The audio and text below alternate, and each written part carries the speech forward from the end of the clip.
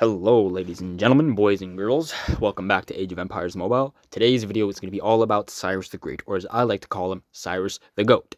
We're going to go over his stars, his stats, his skills. Is he worth investing in? Where do you invest in him? How far do you invest in him? All that jazz. So, oh yeah, and also my lineup and the pairs I use him with. And towards the end of the video, I'm going to talk about other hero pairs that I think you can make work with Cyrus the Great if you don't have the same heroes as I do. Let's jump into the video. We're going to start off with his skills. Isolated Green Vine. It deals might damage to 3 enemy troops in a fan-shaped area. 300 to 70% based upon your might bonus. So, you know, it's a fine skill, you know, really good. And it's going to increase the Cyrus the Great's counterattack trigger chance from customizable skills by 10% for 12 seconds. 100 initial rage upon entry battle. Look, 100 initial rage upon entering battle isn't good, but because his rage cost is only 250, then it's pretty solid. He's going to pop off his skill fairly quick, and because he pops off his skill fairly quick, you're not going to have a hard time keeping up with other heroes, as well as popping off your second skill cast. So yeah, he's a good primary. Off the rip, he's looking like a good primary. King of the World. When dealing damage with customizable skills, continuous damage effects excluded, this has a 65% chance to deal might damage to an enemy troop. Damage rate is a percentage based upon your might bonus. Triggers once per second at most and increases your might by a numerical value for 3 seconds. This attack has a 50% chance to ignore percentage of enemy defense. When receiving might damage, has a percentage of a chance to reduce that damage by another percentage might bonus. So he's doing a lot here already. He's doing really, really good stuff. It's nice how this skill is just always there. It's just always going to be there, and it's going to trigger when you trigger other skills. So it works like a double whammy.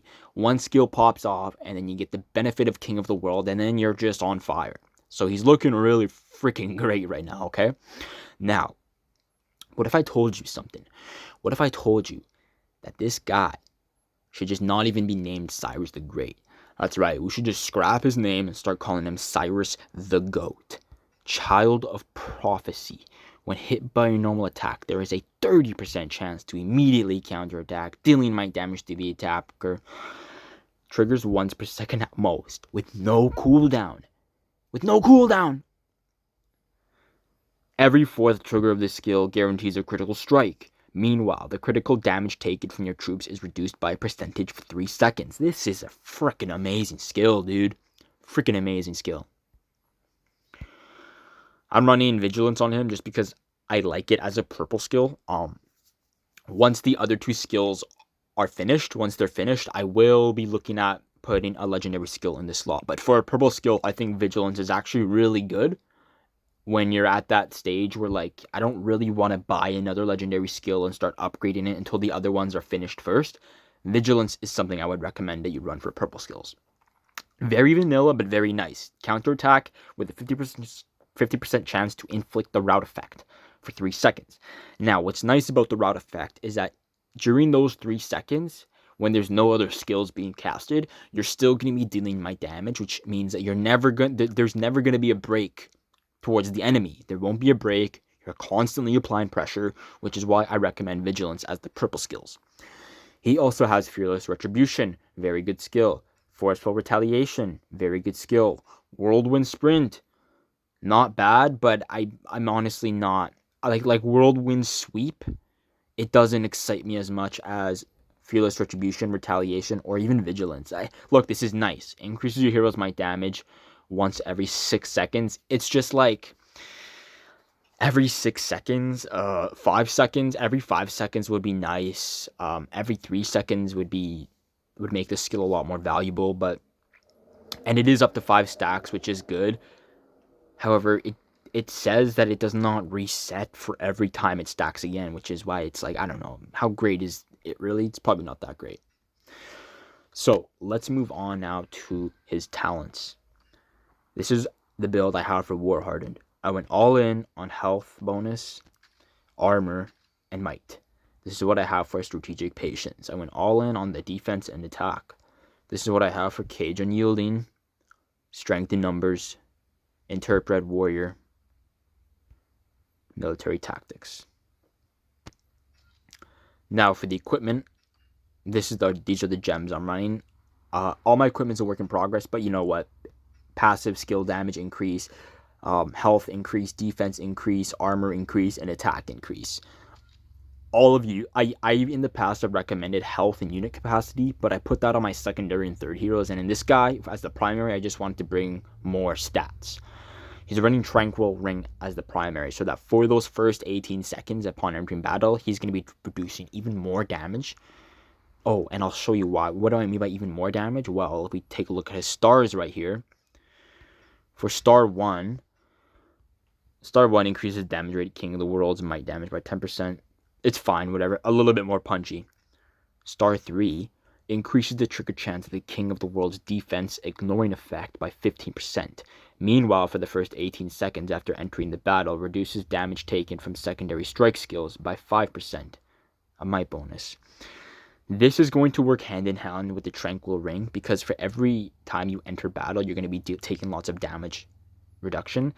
Now, I know what you're thinking. You're thinking 5% is really not that pivotal.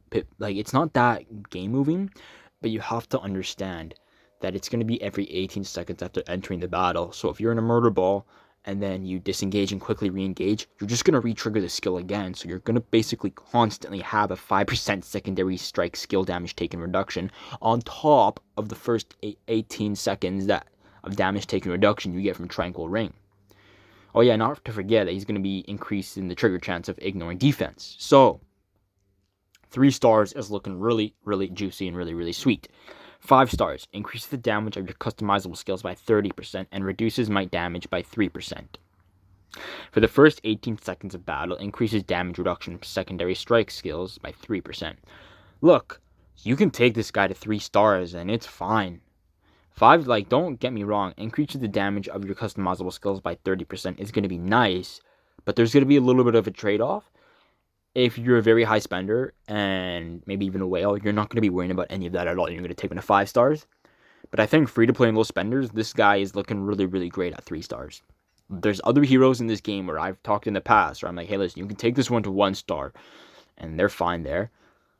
I think Cyrus falls into that 3-star category. You really want him to be there at 3 stars.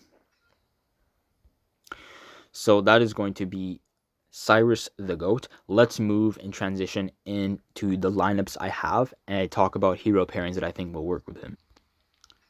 So here we are in my city. We are going to go over down to the training ground and open up our lineups. So I run a Cyrus the Great with a Boudica and a Mansa Musa.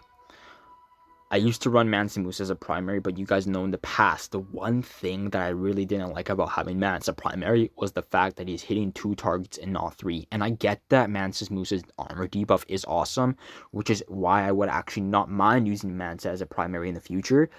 But for the time being, I think Cyrus is he's a bit better of a primary, and Mansa Musa is still great in the support role.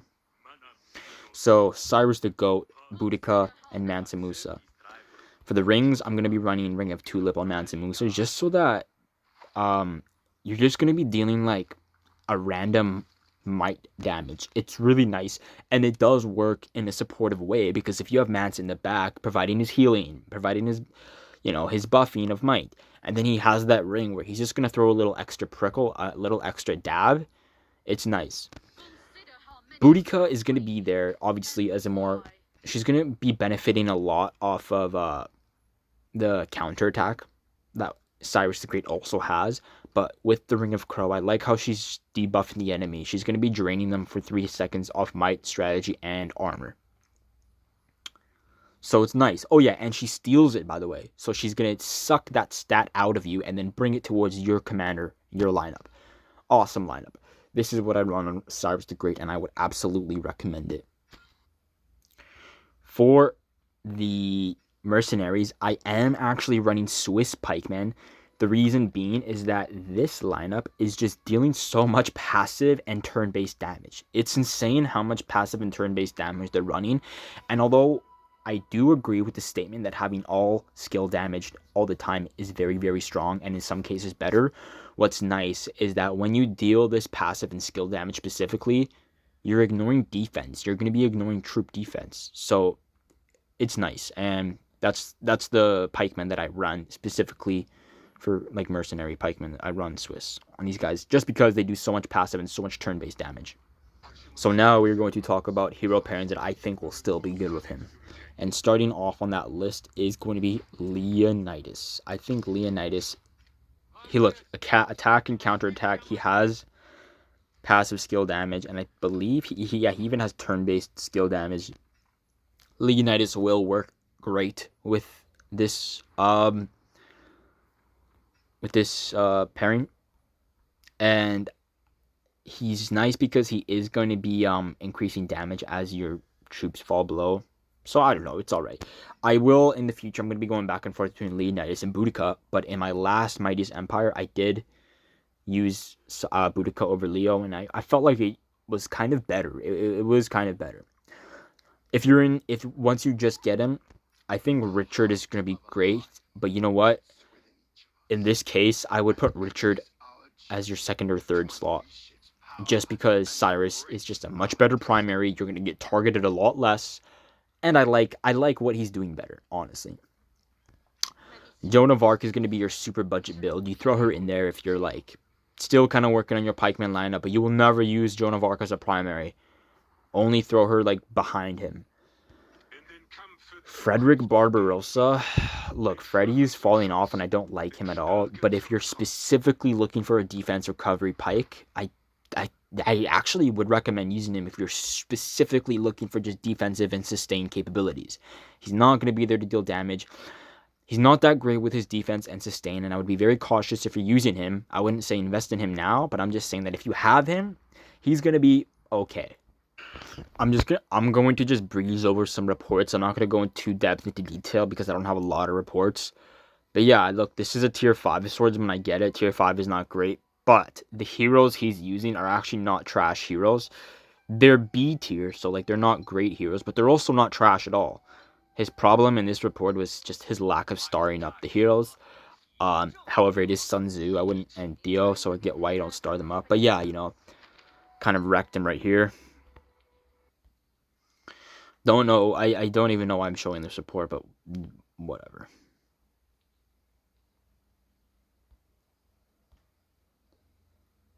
Here I have a T6 versus T7 report. Actually, this is a T5 mixed with T6. I believe so, was it? I can't find out. But yeah, it doesn't say T6, so it's obviously mixed units.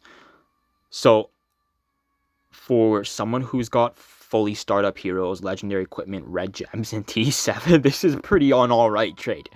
I left the battle, leaving him with 68k troops remaining out of 105k T7 champion swordsman with mercenaries, all 5-starred, with rings, really good level skills.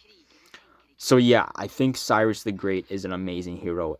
Oh, and not to mention that he was in the 3rd slot in this battle. Mansa Musa was the primary, but he still was in the report nonetheless. Anyways, guys, that was your Cyrus the Great, aka Cyrus the Goat, in-depth review. If you guys like this, you know what to do. My name is Lizard Jesus, and I will see y'all in the next one. Peace.